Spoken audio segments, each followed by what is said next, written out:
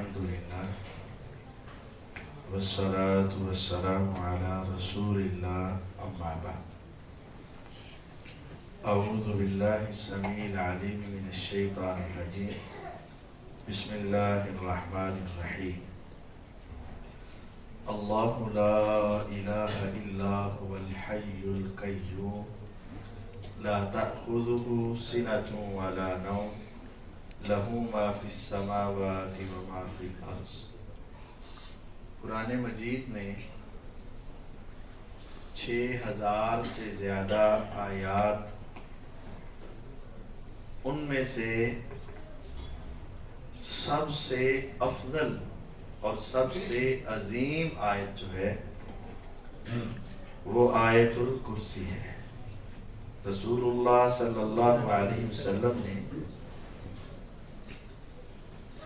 सैयदना उबई बिन काब रज़ी अल्लाह ताला अन्हु से पूछा, ऐ उबई बताएं कुरान की सबसे अजीम आयत कौन सी है? उन्होंने पहले एहतरामन कहा अल्लाह व रसूलुहु आलम। आपने फिर पूछा तो उन्होंने कहा आयतुल कुर्सी। तो आपने खुश होकर उनके सीने पे हाथ मारा और कहा तेरा इल्म, तेरी ये मालूमात तुझे मुबारक हो। वाक़अतन पूरे कुरान में सबसे अजीम आयत आयतुल कुर्सी है। इसमें अल्लाह ताला की तौहीद का बयान है, अल्लाह ताला की तौहीद के दलाइल हैं, अल्लाह ताला के अस्माए हुस्ना का जिक्र है। इस वजह से ये सबसे अजीम है। वो मारूफ वाक़या भी है कि 3 रोज़ शैतान आया, बिलाखिर वो क्या बता कर दिया, अगर आप आयतुल कुर्सी पढ़ो तो शैतान तुम्हारे करीब। तो बताने वाला कौन था? उसे पता था कि कहाँ कहाँ हमें रुकावट होती है, उसने सच बोल दिया। तो आपने फिर उस वक़्त फरमाया था अबू हुरैरा तुम्हारे साथ पता कौन था? पता नहीं। फरमाया शैतान था तो झूठा, लेकिन वो सच बोल गया। कभी कभी झूठा आदमी भी सच बोलता। अच्छा, यहाँ से ना बाज लोग ये इस्तदलाल करते हैं, देखो जी इल्म लेना चाहिए जिससे मर्जी, जहां से अच्छी चीज मिलनी चाहिए, हत्ता कि शैतान से भी मिल जाए तो ले लेनी चाहिए। वो ये दलील देते भाई अल्लाह के बंदो शैतान से नहीं लेनी चाहिए।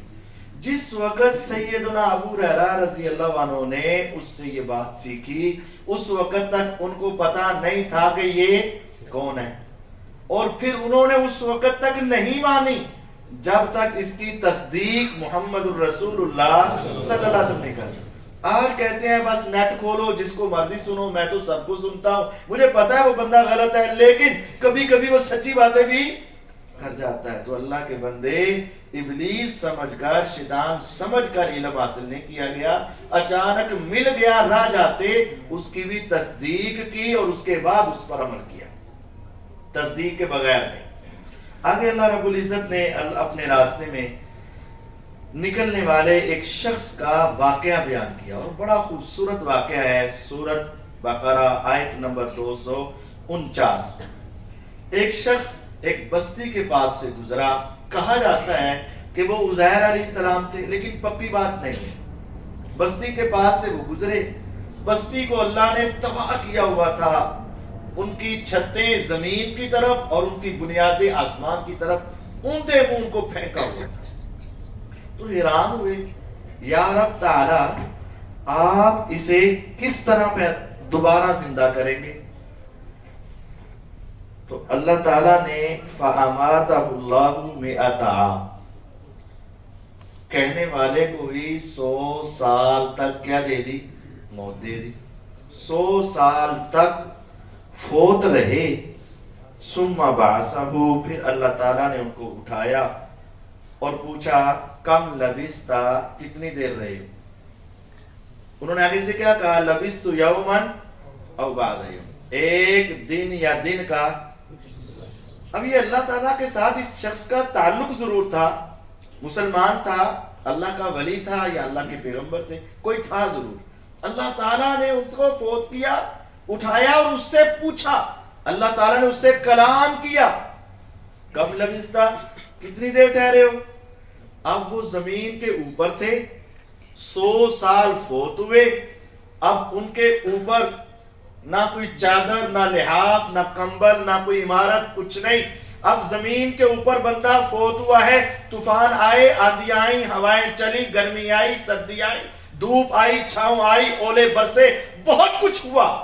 100 سال کے بعد اٹھا کر پوچھا کم لبثتا، کتنی دیر ٹھہرے ہو؟ قال لبثت یوما او، ایک دن ٹھہرا ہوں یا دن کا کچھ حصہ. ارے کیوں تم یہ کیوں کہہ رہے ہو؟ جب فوت ہو جاتے ہیں تو پھر ان کو پتا. جو زمین کے اوپر ہو لیکن فوت ہوا، طوفان، آندیاں، سب کچھ ہوا لیکن انہیں پتا. تو جو زمین کے نیچے چلا جائے اور اس کے اوپر چادر ڈال دی جائے اور سلیپیں ڈال دی جائے، مٹی ڈال دی جائے، سنگ مرمر لگا دیا جائے، اوپر 4-5 چادریں ڈال دی جائے، اوپر ایک گنبد بنا دیا جائے، اس کو اندر کیسے پتا چلے گا؟ اللہ کے بندو، اب یہ اللہ کا ولی سچ بول رہا تھا اپنے اعتبار سے، لیکن اللہ تعالیٰ فرماتے ہیں نہیں نہیں نہیں، ایک دن رات نہیں ٹھہرے، بل لبثت 100 عام، آپ تو 100 سال ٹھہرے ہو. فانظر الى طعامك وشرابك لم يتسنى، میرا رب رکھنے پر آئے تو ختم کوئی نہیں کر سکتا. اب وہ کھانا، وہ پانی جو چند دنوں میں سمیل دے دے، بدبودار ہو جائے، فرمایا ہم نے بچانا چاہا تو تیرے کھانے کو بچا دیا، دیکھ ابھی تک اس میں سمیل پیدا، اور اگر نہیں بچایا تو دیکھ اپنے گدھے کی طرف، اس کی ہڈیاں بھی گل سڑ گئی ہیں. 100 سال تک کب وہ زندہ رہ سکتا تھا کھائے پیے بغیر؟ دیکھ اس کو ہم نے مار دیا اور تیرے کھانے کو بچا لیا. وہ علی کل شیء قدیر ہے. پھر فرمایا اب دیکھتے ہیں، ایک تو تمہیں زندہ کر کے دکھا دیا نا کیسے زندہ کرے گا اللہ، اب ذرا اپنے گدھے کی طرف دیکھ. وانظر الی حمارک، گدھوں کو دیکھ. وَلِنَجْعَلَكَ آیَةً لِلنَّاسِ، اور آپ کو ہم نے لوگوں کے لیے نشانی بنایا. اگر رب اسے مار کر اٹھا سکتا ہے تو تمہیں بھی مار کر اٹھا سکتا ہے. وانظر الی العظام، ہڈیوں کو دیکھ. کیف ننشزها، کیسے ہم ان کو جوڑتے ہیں. آج ڈاکٹر ایک آپریٹ کریں تو کئی مہینے تک کہتے ہیں ذرا انہوں ہلانا نہیں، اس کو باندھ کے رکھنا ہے، پھر اس کو چلانا ہے، پھر بھی صحیح بیٹھتا نہیں بیٹھتا. فرمایا دیکھ ہم اس کی ہڈیاں کیسے جوڑتے ہیں.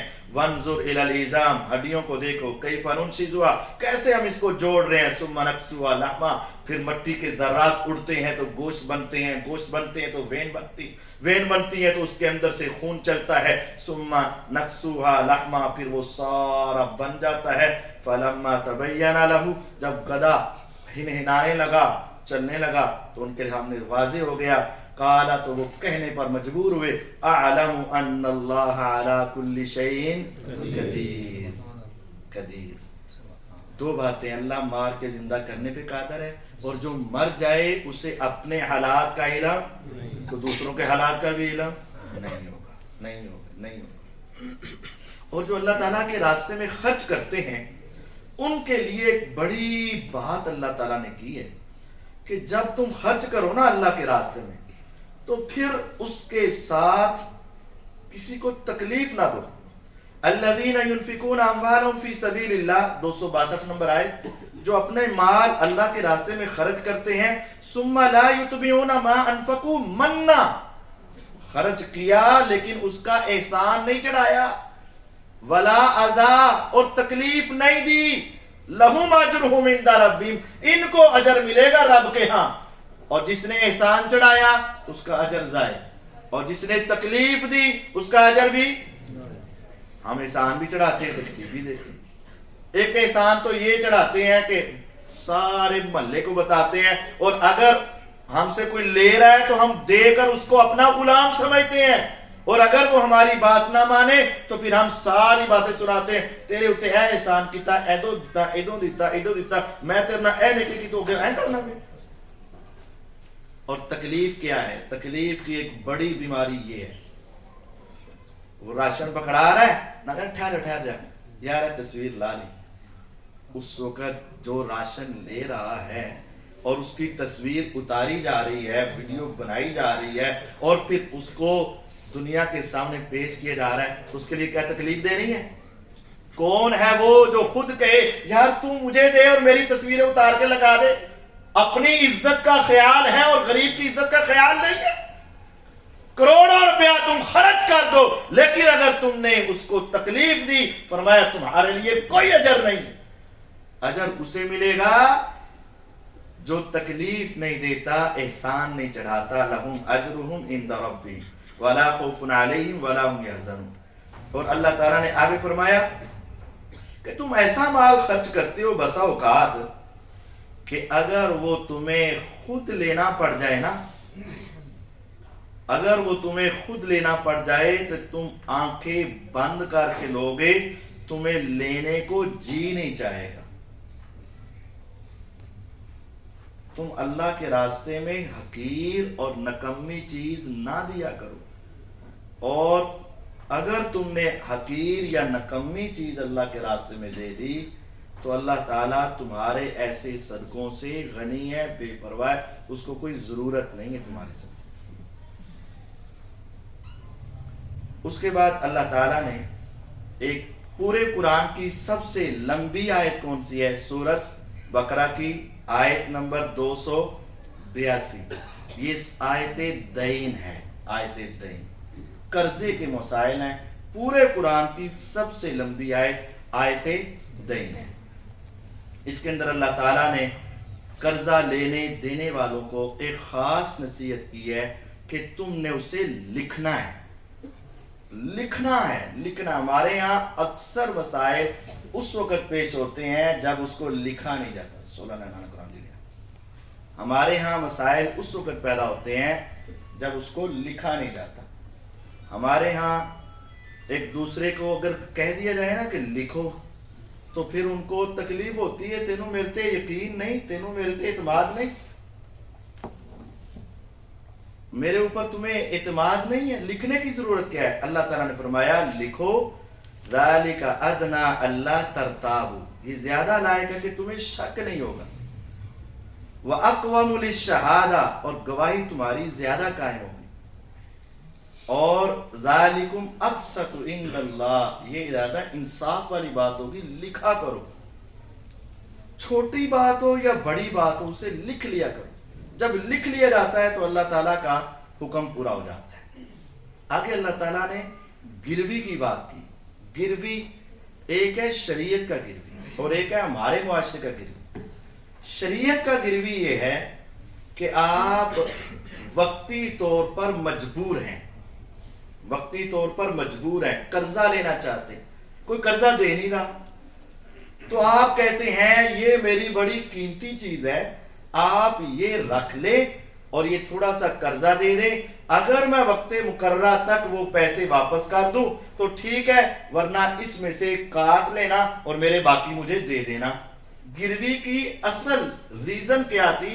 قرضہ لینا اور سامنے والے کو یقین دہانی، اعتماد پیش کرنا اور اپنی چیز دے دینا۔ لینے والا، پیسے لینے والا مجبور ہوتا تھا اور وہ اپنی گروی چیز رکھاتا تھا، لیکن آج ہمارے ہاں الٹ ہے، آج الٹ ہے، جو مالدار ہے وہ گروی دے رہا ہے۔ پہلے گروی کون دیتا تھا؟ کمزور آدمی جس نے قرضہ لینا ہے۔ اب جو چیز گروی دی جائے اس کی دو قسمیں ہیں، اگر تو اس پر روزانہ کی بنیاد پر خرچہ کرنا فرض ہے تو پھر اس کو استعمال کر سکتے ہیں، اگر اس کے اوپر خرچہ کرنا ضروری نہیں تو اسے استعمال نہیں کر سکتے۔ مثلا مجھے 1,00,000 روپے کی ضرورت ہے، میں کسی کے ساتھ ملتا ہوں، کہتا ہوں یار مجھے دینا، وہ کہتے ہیں جناب نہیں کوئی چیز، میں کہتا ہوں یہ میری گاڑی ہے، آپ یہ اس کی چابی لے لیں، گاڑی لے لیں، لیکن آپ مجھے 1,00,000 روپے دے دیں، اگر میں وقت پر ادا کر دوں ٹھیک ہے، ورنہ اس کو بیچ لینا اور میرے پیسے واپس کر دینا، اپنے رکھ لینا۔ اب گاڑی اگر آپ کے گراج میں یا کسی جگہ پر کھڑی کر دی جائے، اس پر روزانہ کی بنیاد پر خرچہ ضروری نہیں ہے تو آپ اس کو استعمال نہیں کر سکتے۔ اور اگر میں نے آپ کو اپنا گھوڑا دے دیا، گائیں پکڑا دی، یار مجھے 40,000 روپے چاہیے ایک ہفتے کے لیے، کہنا بناب ضمانت، میں کہا ضمانت نہیں، یہ میری گائیں رکھ لو، یہ میرا گھوڑا رکھ لو۔ اب وہ گائیں اور گھوڑا دے گیا، اب اس کو تو روزانہ کچھ کھلانا پڑے گا، پلانا پڑے گا، اس کا صفائی ستھرائی کا انتظام کرنا پڑے گا۔ تو جب تمہارا خرچہ لازم و مجبوری ہو تو اس خرچے کے عوض اس کو استعمال بھی کر سکتے. گائے ہے تو دودھ پی لو, گھوڑا ہے تو سواری کر لو, گروی کی وجہ سے نہیں, کس وجہ سے؟ اس کے اوپر خرچے کی وجہ سے. اب ہمارے ہاں جو دکان اور مکان گروی پر ہوتے ہیں, اس کے اوپر کیا خرچہ ضروری ہے؟ لہذا یہ گروی پر لے کر اسے استعمال کرنا یا اس کو آگے کرائے پر دینا یہ حرام اور سود ہے جو ہمارے معاشرے میں کثرت کے ساتھ چل رہا ہے. اس وجہ سے ہم نے تفصیل سے آپ کو یہ بات سمجھائی, گروی کے لین دین سے بچ جائیں. شریعت میں جو گروی تھا وہ اور تھا, جو ہمارے معاشرے میں گروی ہے وہ اور چل رہا ہے. اس کے بعد اللہ رب العزت نے سورۃ بقرہ کی آخری 2 آیات جو مانگو ان کو پڑھ کر اللہ تعالیٰ عطا فرماتے ہیں. اور اگر آپ یہ رات کو سونے سے پہلے 2 رکعت پڑھ کے سو جاؤ تو اللہ تعالیٰ آپ کو ساری رات کی تہجد کا ثواب عطا فرمائے. تو یہ 2 آیات پڑھ کر سونا چاہیے. اللہ رب العزت نے اس کے بعد مسلمانوں کو ایک عظیم واقعہ سنایا, سیدنا زکریا علیہ السلام کا. زکریا علیہ السلام سیدہ مریم کی کفالت کرتے تھے. سیدہ مریم کو جب ان کی والدہ حنا نے پیدائش ہوئی تو حنا نے کہا یہ اللہ کے راستے میں قربان ہے, وقف ہے, میں نے اللہ کے راستے میں وقف کر دیا, بیت المقدس کی صفائی ستھرائی ان کے ذمے. تو اس کی کفالت, بچی کی کفالت کی موقع آیا کہ کون کرے گا. قرآن دادی کی گئی, زکریا علیہ السلام کا نام نکلا, انہوں نے اپنی کفالت میں لے لی. ان کے رشتہ دار بھی تھے. زکریا علیہ السلام نے ان کا ایک کمرہ بنایا جہاں وہ عبادت کرتی, اللہ تعالیٰ کو یاد کرتی اور وہاں رہتی تھی. کلما دخل علیہ زکریا المحراب, جب کبھی بھی زکریا علیہ السلام محراب میں آتے, وجد عندها رزقا, تو دیکھتے کہ وہاں رزق ہے. دروازے بند ہیں, آنے والا کوئی نہیں, باہر جانے والی یہ لڑکی نہیں, لیکن اس کے پاس رزق ہے. تو آ کر پوچھا یا مریم انا لکی ھذا, اے مریم یہ تیرے پاس کہاں سے آیا. ایک نقطہ یہ ہے کہ گھر کے سربراہ کو اپنے گھر کے بچوں کے کھانے پینے اور ان کی چیزوں کی کیا رکھنی چاہیے. یہ پنسل تو میں نے لے کر نہیں دی اپنے بچے کو, یہ بیٹا یہ پنسل کہاں سے لی, یہ سکیل تو میں نے لے کر نہیں دیا اپنے بچے کو, بیٹا تو نے کہاں سے لیا, یہ جوتی تو ہماری ہے ہی نہیں, تو کہاں سے لے آیا. اور اگر کہیں چل شاباش میرا پتر ماجرا ان پہ کمال لگ گیا, تو یہ بڑا ہو کے چور ہی بنے گا. اپنی اولاد کی تربیت اور خیال رکھیں. پوچھا کہاں سے آیا, قالت ہوا من عند اللہ, کہنے لگی یہ کہاں سے آیا, اللہ کے پاس. ان اللہ یرزق من یشاء بغیر حساب, اللہ جسے چاہتا ہے بغیر حساب کے رزق دیتا ہے. اب سیدنا زکریا علیہ السلام نے دیکھا کہ ان کے پاس اللہ نے بے موسم پھل دیے ہیں. اب ہمارے جیسا ہوتا تو کہتے اوہ تسی تے بڑے ولی اللہ ہو, ذرا میرے واسطے دعا کرو. آسی او بندہ پھڑنا سی. اگر ہمارے سامنے کوئی ایسا ہوتا تو ہم نے اس کو پکڑ لینا تھا, یہ بندہ بڑی شے ہے. لیکن انہوں نے سیدہ مریم سے انہوں نے کہا اگر میرا رب سیدہ مریم علیہ السلام کو بے موسمی پھل دے سکتا ہے, وہی رب مجھے بھی بے موسمی اولاد دے سکتا ہے. اس سے نہیں مانگا بلکہ کس سے مانگا. آپ تمہارے سامنے بھی کوئی اللہ کا ولی آ جائے, کوئی اس کی کرامت نظر آ جائے, کوئی اللہ تعالیٰ کی عطا نظر آ جائے, اس کے پیچھے لگنے کی ضرورت نہیں, اس رب کے ساتھ رابطہ کرنے کی ضرورت. ہنالک دعا زکریا ربا. اب زکریا علیہ السلام اللہ کے پیغمبر تھے. میرا رب دے تو نبیوں کو دے, نہ دے تو نبیوں کو بھی نہ دے. دینے پر آئے تو سب کو دے دے, نہ ماننے والوں کو بھی دے دے, اور نہ دینے پر آئے تو انبیاء علیہ السلام کو بھی نہ دے. لیکن قبول کر لی رب نے دعا. انہوں نے دعا کی یا رب اگر تو ان کو دے سکتا ہے تو مجھے بھی دے سکتا ہے. تو فرشتے نے آ کر کہا اللہ تعالیٰ تمہیں دے گا. جب دعا اتنی جلدی قبول ہو جائے نا, بس سچی مچی قال ربی انا یکون لی غلام, یا رب میری اولاد کیسے ہوگی, پہلے مانگ لیا پھر کہا میری اولاد کیسے ہوگی؟ وقت بلغنی الکبر، میں تو بوڑھا ہو چکا ہوں، وامراتی عاقر، میری بیوی باندھ ہے، اس کی اولاد ہو نہیں سکتی۔ طبیبوں نے لا علاج کہہ دیا۔ قال كذلك اللہ يفعل ما يشاء، بات ایسے ہی ہے، تم بوڑھے ہو، وہ باندھ ہے، لیکن اللہ جو چاہتا ہے سو کر دیتا ہے، اس کو وسائل یا اسباب کی ضرورت نہیں ہے۔ پھر اللہ تعالیٰ نے سیدہ مریم علیہ السلام کو بھی بیٹا دیا، اس کو بھی بغیر خامند کے اولاد دینے کی بشارت آ گئی۔ انہوں نے کہا یا ربی انا یکون لی ولد، میری اولاد کیسے ہو سکتی ہے؟ ولم یمسسنی بشر، دنیا کا قانون یہ ہے مرد عورت ملیں گے تو اولاد ہوگی، اور میں گواہی دیتی ہوں آج تک کوئی مرد میرے ساتھ نہیں ملا، تو میری اولاد کیسی ہوگی؟ فرمایا کذالک، دنیا کا قانون یہی ہے، اللہ یخلق ما یشاء، لیکن وہ جو چاہتا ہے سو پیدا کرتا ہے، اسے اسباب کی ضرورت، وہ علی کل شیء قدیر ہے۔ پھر اللہ تعالیٰ نے آگے سے فرمایا اللہ تعالیٰ آپ کو ایسا پیغمبر دے گا، ایسا بیٹا دے گا، وَيُعَلِّمُهُ الْكِتَابَ وَالْحِكْمَةَ وَالتَّوْرَاةَ وَالْإِنْجِيلَ، اللہ تعالیٰ اسے کتاب سکھائیں گے، حکمت سکھائیں گے، تورات سکھائیں گے، انجیل سکھائیں گے۔ کتاب، حکمت، تورات، انجیل۔ تورات انجیل تو ہو گئی، وہ تورات وہ انجیل۔ کتاب حکمت کیا ہے؟ کتاب قرآن ہے اور حکمت حدیث ہے۔ وَيُعَلِّمُهُ الْكِتَابَ وَالْحِكْمَةَ وَالتَّوْرَاةَ وَالْإِنْجِيلَ، اور یہی دعا ابراہیم علیہ السلام نے مانگی تھی، ربنا وابعث فیہم رسولا منہم یتلو علیہم آیاتک ویعلمہم الکتاب والحکمہ، اے رب ایک آخری نبی بھیج دے جو ان لوگوں کو کتاب و حکمت تعلیم دے۔ وَاذْكُرْنَ مَا يُتْلَى فِي بُيُوتِكُنَّ، اے پیغمبر علیہ السلام کی بیویوں جو تمہارے گھروں میں پڑھی جاتی ہے، من آیات اللہ والحکمہ، اللہ کی آیتیں اور حکمت۔ آیات قرآن، حکمہ حدیث۔ عیسیٰ علیہ السلام کو اللہ تعالیٰ کتاب بھی سکھائیں گے، حکمت بھی سکھائیں گے، تورات بھی سکھائیں گے، انجیل بھی سکھائیں گے۔ اس سے ثابت ہوا کہ ابھی عیسیٰ علیہ السلام دوبارہ زندہ ہوں گے، کیونکہ اس وقت جب وہ تھے قرآن نازل، حدیث نازل، انہوں نے سیکھی، اللہ تعالیٰ ان کو سکھا کر بھیجیں گے۔ یہ اس بات کی دلیل ہے کہ عیسیٰ علیہ السلام نے دوبارہ واپس۔ دوسرا یہ فرمایا وَيُكَلِّمُ النَّاسَ فِي الْمَهْدِ وَكَهْلًا، گود میں بھی لوگوں سے بات کرے گا اور بڑھاپے میں بھی بات کرے گا۔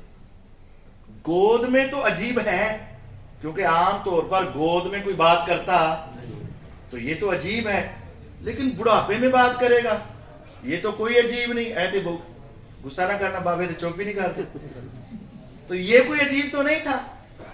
یہ کیوں کہا گود میں بھی کلام کرے گا؟ یہ تو عجیب تھا، لیکن بڑھاپے میں بات کرے گا یہ کیوں؟ کیونکہ وہ 40 سال کی عمر سے پہلے 30 یا 33 سال کی عمر میں آسمانوں پہ زندہ اٹھائے گئے، ان کا آ کر کلام کرنا عجیب ہے، کیونکہ وہ بڑھاپے میں بات کریں گے، ان کا واپس آ کر کلام کرنا ایک عجیب بات ہے۔ اس وجہ سے اسپیشل کہا یہ وہ ہے جو بچپن میں بولے گا، کیونکہ بچپن میں کوئی نہیں بولتا، اور یہ وہ ہے جو زندہ اٹھائے جائیں گے جوانی میں اور واپس آئیں گے اور کہولت میں کلام کریں گے۔ جو شخص قرآن مانتا ہے اسے ماننا پڑے گا کہ عیسیٰ علیہ السلام دوبارہ زندہ ہوں گے اور آ کر کلام دوبارہ آسمان سے واپس آئیں گے اور کلام کریں گے۔ اگر کوئی آدمی کہے کہ وہ فوت ہو گئے اور چلے گئے، جیسا کہ مرزائیوں کا بھی عقیدہ ہے اور کچھ مسلمانوں کا بھی عقیدہ بنا ہوا ہے جو حدیثوں کو نہیں مانتے، غامدی صاحب وغیرہ، ان کا عقیدہ ہے کہ عیسیٰ علیہ السلام نے دوبارہ واپس نہیں آنا، حالانکہ یہ قرآن میں ہے کہولت میں کلام کریں گے، تو وہ کہولت کی عمر تو ان کی آئی نہیں، کتاب حکمت کی اللہ تعلیم دیں گے، ابھی کتاب و حکمت تو نازل ہوئی نہیں۔ یہ آیات بتاتی ہیں کہ وہ دوبارہ زندہ دوبارہ زمین پر آئیں گے۔ اللہ تعالیٰ میں سمجھنے، اپنے عقائد کی اصلاح کرنے کی توفیق عطا فرمائے۔ وآخر دعوانا ان الحمدللہ رب العالمین۔ وہ کل بتایا تھا نا کہ اللہ تعالیٰ نے فرمایا کہ ہفتے والے دن مچھیاں نہیں پکڑنی، ان کا ٹھیک ہے پھائی ڈالیں گے۔ تو اب جب گروی کہا جاتا ہے نا یہ سود ہے، بھئی کیوں سود ہے؟ کہ تم اس کو لے رہے ہو حالانکہ تمہیں اس کو استعمال کرنا جائز نہیں، تو چلو اسی کرایہ لے لینے، چلو ٹھیک ہے، تو ٹھیک ہے اس کا ₹1,00,000 کرایہ عام طور پہ ہوتا ہے، تو 2,000 دے دی، تو یہ کیا ہے؟ ہیلا ہے نا، دھوکہ ہے، حلال کو حرام کو حلال کرنے کا ایک طریقہ ہے، تو یہ تو ڈبل گناہ ہے، یہ دھوکہ بازی ہے، ڈبل گناہ ہے۔ ضیافت آپ کا انتظار کر